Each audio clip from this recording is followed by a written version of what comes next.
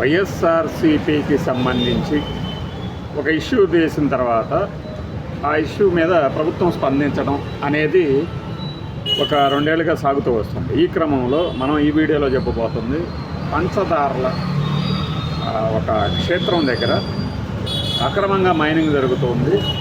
దీనిని అరికట్టాలి. ఇది టీడీపీ వాళ్ళు, జనసేనకు సంబంధించిన ఎమ్మెల్యే ఇందులో హస్తం ఉంది అని వైఎస్ఆర్సీపీ ఆరోపిస్తుంది.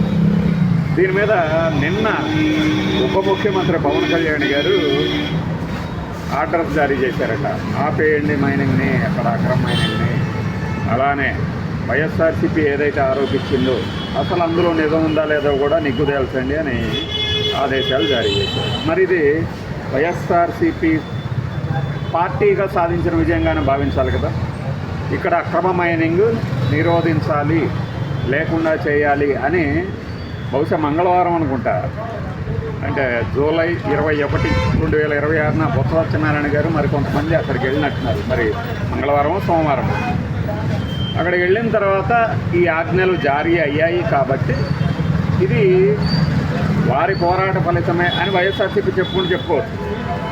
అలానే దీనికి సంబంధించి రాత్రి ఒక ఇంగ్లీష్ బయట చూశారు మీరు. ఆ వ్యక్తి యలమంచిల ఎమ్మెల్యే మా పాత్ర ఉందని ఎలిగేషన్ చేస్తున్నారు. మా పాత్ర లేదని మేము పవర్ పాయింట్ ప్రజెంటేషన్ కూడా ఇచ్చాము అని. సో అలాగా వైఎస్ఆర్సీపీ వాళ్ళు ఏమని అక్కడ ఆరోపించారంటే ఇక్కడ అక్రమ మైనింగ్ జరుగుతుంది.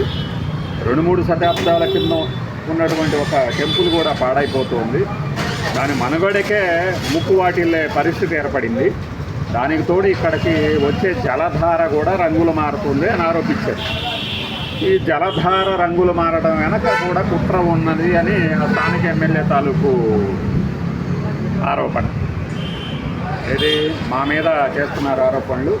అసలు దీన్ని ఎవరో ఒకళ్ళు ఆల్టరేషన్ చేసి ఉండొచ్చు, ఆల్టరేషన్ చేశారు మనుషుల పరంగా, అంతేగాని ఏదో మైనింగ్తో వచ్చినటువంటి రంగు మార్పు కాదు ఇది అనే అర్థంలో ఆయన ఆరోపణలు చేశారు. దాని మీద హోంమంత్రి గారికి ఫిర్యాదు చేశారట.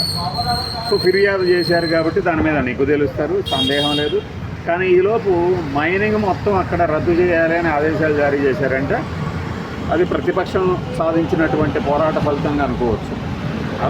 అందులో ఇబ్బంది ఏమీ లేదు. ఒకవేళ అధికార పక్షమే ముందుకు వచ్చి లేదు మా అంతటా మేమే స్వచ్ఛందంగా ఒక కాజ్ కోసం ఈ పని చేశామన్నా కూడా అనవచ్చు. అంతిమంగా ఒక చోట అక్రమంగా మైనింగ్ జరుగుతోంది, దానిని రద్దు చేయాలని ఆదేశాలు జారీ చేశారు అంటే అది ప్రజోపయోగం కింద చూడాల్సిందే, ప్రతిపక్షం చేసినా అధికార పక్షం చేసినా.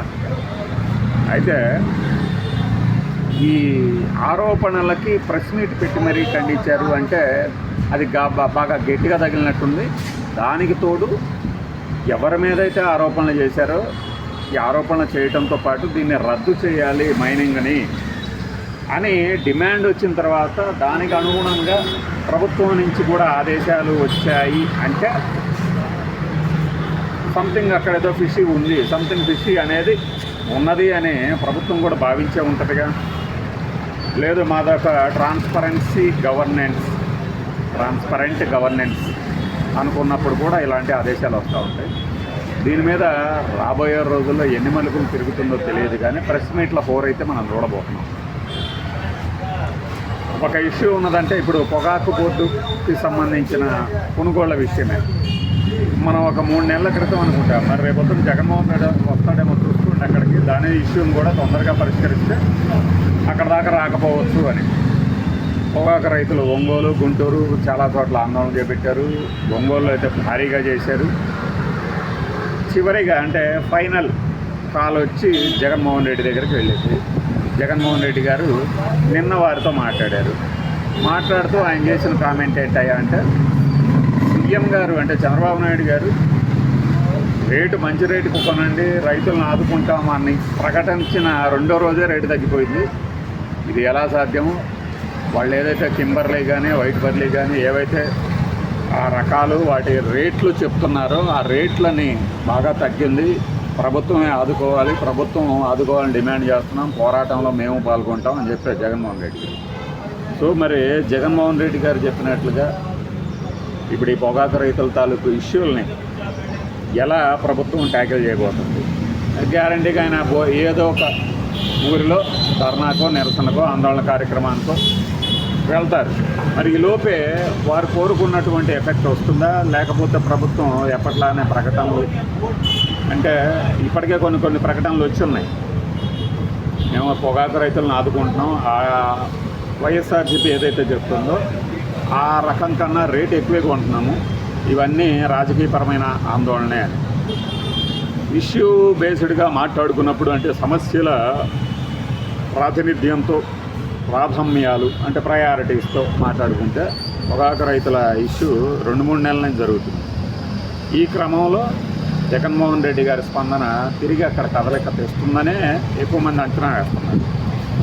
దానికి జస్ట్ చిన్న టీజర్ అనుకోండి, ట్రైలర్ అనుకోండి, ఏది పంచదారులకు సంబంధించి సోషల్ మీడియాలో ఒక వారం రోజుల నుంచి ఆ ఇష్యూ కనపడుతుంది. ఇప్పుడు ప్రభుత్వం కూడా స్పందించింది కాబట్టి వైఎస్ఆర్సీపీ కదిలితేనే, లేదంటే వారు ఒక ఇష్యూని చేస్తేనే ప్రభుత్వం స్పందిస్తుందా అంటే పరిస్థితి పరిణామాలు చూసినప్పుడు మీకేమనిపిస్తుందో చెప్పండి.